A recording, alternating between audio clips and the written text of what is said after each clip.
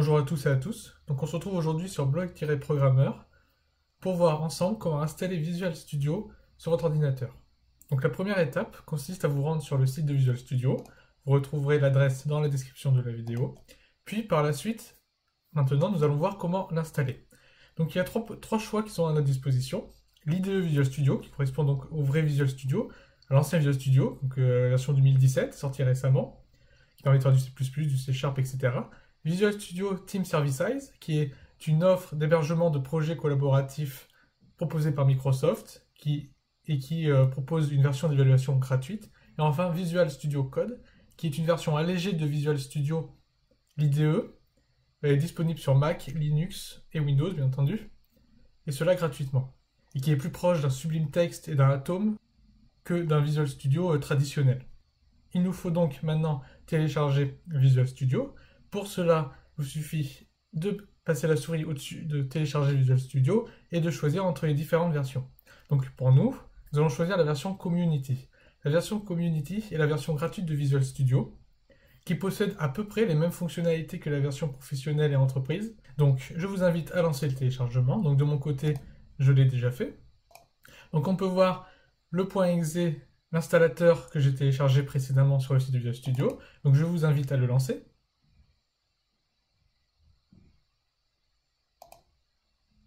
Il vous faudra donner les droits administratifs pour lancer l'installation, bien entendu. Donc maintenant, Visual Studio va s'installer sur votre ordinateur, donc il faut accepter les conditions d'utilisation.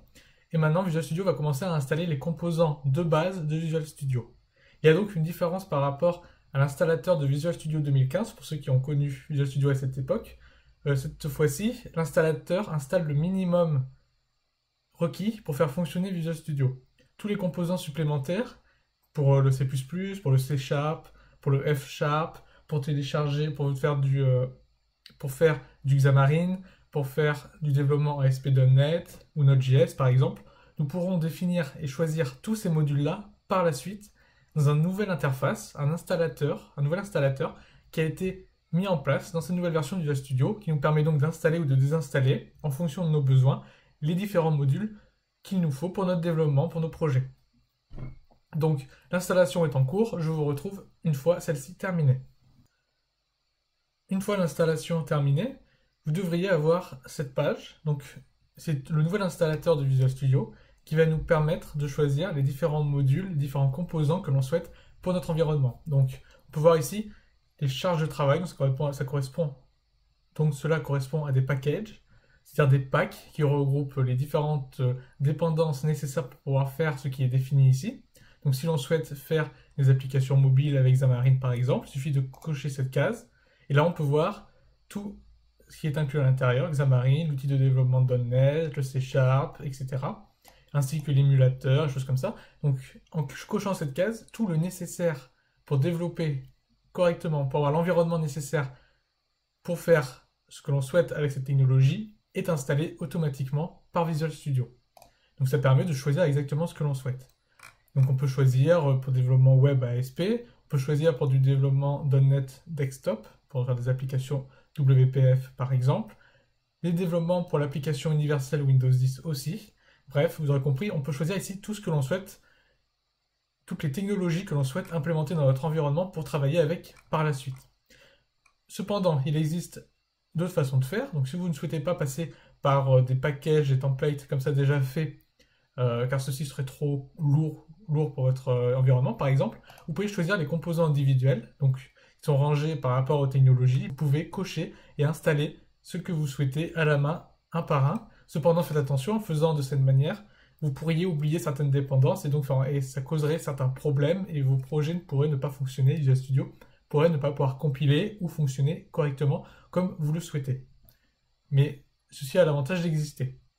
Il existe aussi un autre onglet qui s'appelle Module linguistique qui vous permet de choisir la langue pour Visual Studio. Donc autrefois, pour changer la langue de Visual Studio, c'était un peu le parcours du combattant. C'est pas très pratique du tout. Maintenant, il suffit de cocher la case, de choisir la version que vous souhaitez et votre Visual Studio sera dans la langue sélectionnée. Donc ça peut être très pratique en fonction de vos besoins, sait-on jamais. Donc par défaut, je vais de mon côté sélectionner les différents templates dont j'ai besoin pour faire ce que je souhaite avec. Donc cela va être développement de genre C++, Cela va être développement d'applications universelles, développement desktop en C++.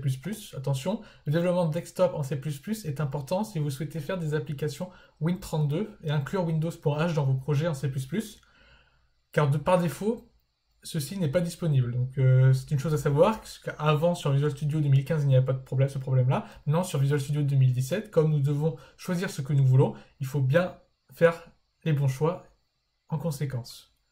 Donc le développement ASP.NET aussi de mon côté. Et c'est tout pour moi, pour le moment en tout cas. Après, vous pouvez de toute façon revenir sur cette interface quand vous le souhaitez, à tout moment, sans aucun problème.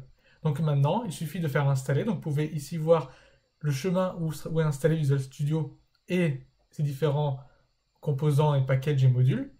Et après, vous pouvez voir ici la taille de l'installation. Donc ici 12 Go, voire 13.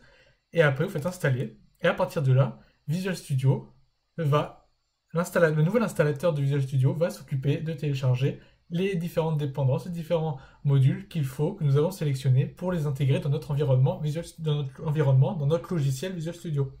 Donc une fois que cette installation sera terminée, vous aurez un bouton démarrer et avec ce bouton, ça ouvrira Visual Studio comme vous l'avez toujours connu.